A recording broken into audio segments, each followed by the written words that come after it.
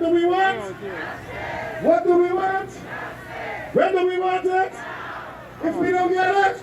That was the chant of hundreds of Guyanese and Caribbean nationals living in the United States who peacefully marched through Church and Flatbush avenues on Sunday to protest against the savage murder of 19-year-old Joel Henry, his cousin 17-year-old Isaiah Henry, and 27-year-old Orlando Michael Jonas.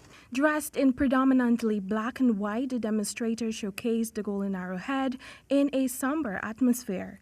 The march was organized by the Caribbean Guyana Institute for Democracy to show solidarity with the local movement to protest the murders and demand justice for not only the Henry cousins, but those that would have suffered the same fate decades ago and for whom justice has not been served. President of the Caribbean Guyana Institute for Democracy, Guyanese-born community and political activist Rickford Burke, moments before the march, took to social media and expressed his dissatisfaction with the level of evidence that was collected in the case of the murdered cousins. On the clothing of these young men must have fingerprints, must have fiber.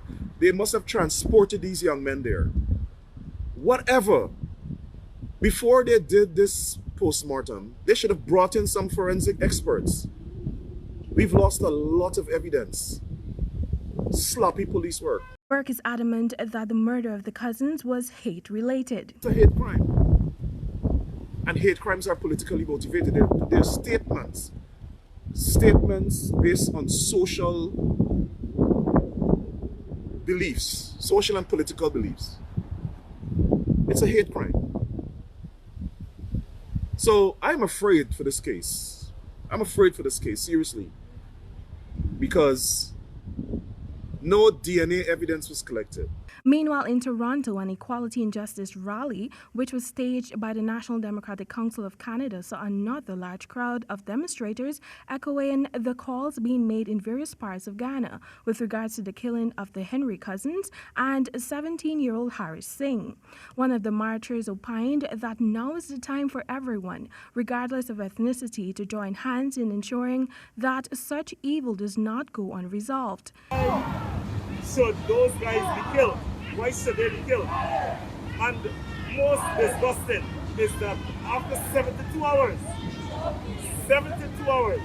those persons fingered, or several persons fingered, were released.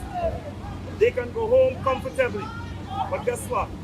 Isaiah, Joel, and they have biblical names, they cannot go home to no one. Orlando Michael Jonas of No. 1 Road, East Berbice, Quarantine, was stabbed in his abdomen, face and slashed to the throat on September 6 while he was making his way home from work. On the same day, the bodies of both Isaiah and Joel Henry were discovered in the cotton tree back down West Coast Berbice. Subsequent to the gruesome discovery, several protest actions erupted countrywide. On September 9, Harris Singh of No. 3 Village, West Coast Berbice, was killed in the backlands as protest actions intensified over the murder of the two cousins. The Henry cousins were laid to rest on Sunday. Temika Rodney reporting for the HGP Nightly News.